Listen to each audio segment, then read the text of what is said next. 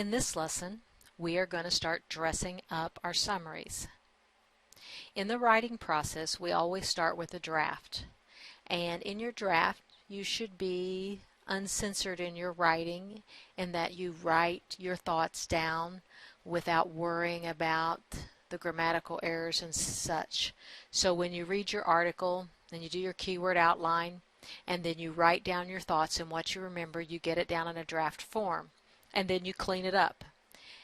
Now for the summaries you submitted, I'm assuming you all have cleaned them up. So they're cleaned up grammatically and mechanically. You've cleaned up your capitalization, your punctuation, your spelling. It's all cleaned up. After you clean up your writing, then you dress up your writing. So first we start with the draft, then we clean it up, then we dress it up. And we're going to work on the dressing up in this video. I have this composition checklist and I'm going to upload it. We're not going to do all of these dress ups in this lesson, but we're going to do the first three: the who, which, the ly, and the strong verb. And so you will take your writing, and hopefully you have written it in Word or in Pages, and if you write it in Word, I want you to put track changes on. And that way I'm going to see the changes you made. And we're going to start with the who, which. A who, which is a noun clause. And if I said I want you to add a noun clause, that's a little harder to describe than who, which. The who, which comes after a noun. It's describing our noun. So read through your summary and see where you can change it to make it a little more concise or a little different by adding a who, which. Beachgoers are afraid of sharks. But sharks themselves have a lot to fear as well. About 1/4 of sharks and rays are facing an extinction threat. One of the practices fueling threat, and I'm going to put in this right here. Oh, it didn't track my change. Let me go back here. Track changes. Okay.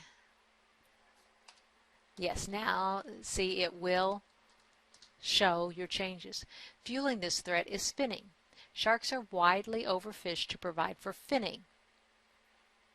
In the finning process, the fin of the shark is removed and the remainder of the shark is discarded. Okay, we can use finning here because we have finning twice.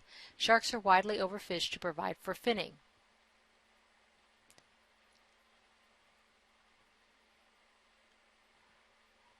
And I'm going to put which is a process where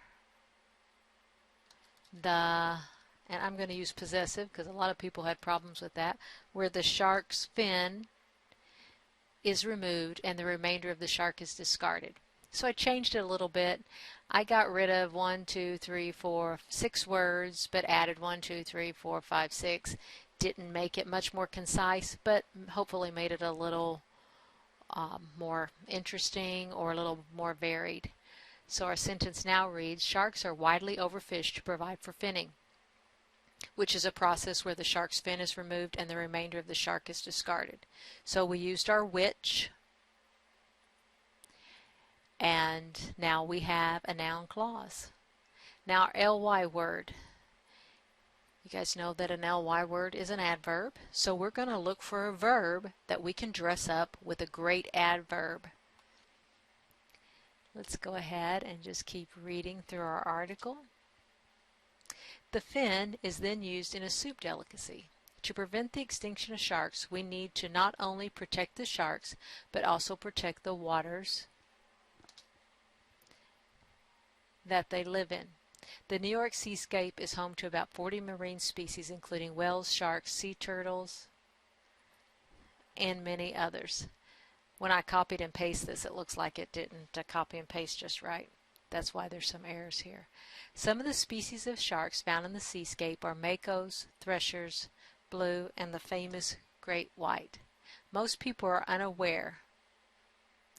Are unaware. Here's a good verb. So we could dress it up with an adverb. How can they be unaware? Are You could say mostly unaware, but that's not a strong adverb. Are tragically unaware, are sadly unaware.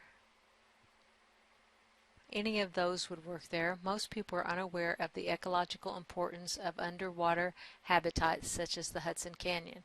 The Hudson Canyon is an underwater sea chasm, and undoubtedly, oh look, she already has an ly word here. I'm just going to underline that. Undoubtedly the highlight of the New York seascape. I wanted to underline it. I just wanted to change the color. Okay. She already has a nice ly word in there. And if you already have one, just go ahead and underline it or highlight it so that I can see the difference. But let's see if we can put one in here. One of the biggest threats to delicate habitats is fishermen and fishing industry. Another threat is the buildup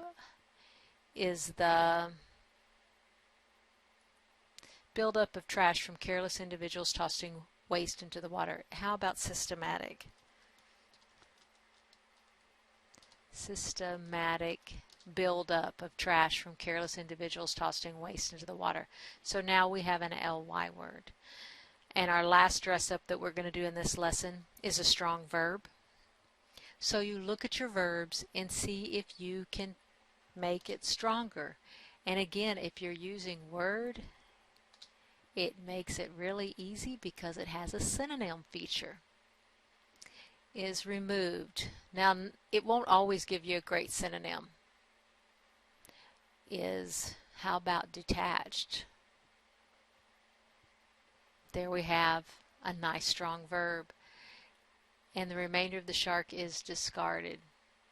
And say we didn't like that one, and we want to leave removed, and the remainder of the shark is discarded. You can highlight it. Synonym. I don't like any of those. To prevent the extinction of sharks, we need to not only protect, let's look for a synonym. How about defend the sharks, but also protect the waters that they live in? It might not be the best one, but it is a much stronger verb. Defend is a stronger verb to me than protect. And when I talk about strong verbs in your writing, instead of using words like, second or third grader would use, like the boy ran, I want you to pick better verbs like sprinted, jogged, and most of the strength in writing is in your verbs. So always look to your verbs if you want to make your writing stronger. And it's very easy to come up with some stronger verbs by using the synonym function in your word. And again, you start your draft, you clean it up, and then you dress it up. And you can come up with stronger verbs with the synonym. You can also use the thesaurus. If you get online, you go to dictionary.com. It has a thesaurus that you can choose from if you want to look for some additional strong verbs. So those are the 3 changes that I want you to make to dress up your writing now. I want you to do a who, which clause. Leave the review on in your Word, and then I'm going to allow you to submit a Word document so that I can see your changes. But I also want to show you how to accept these changes. Say that you had written this and you're getting ready to turn it in for paper, and you're happy with all your changes. So you could select all, and under the review panel you could accept your changes, and all the changes you made are there. Then you could go through it again and dress it up some more if you want to.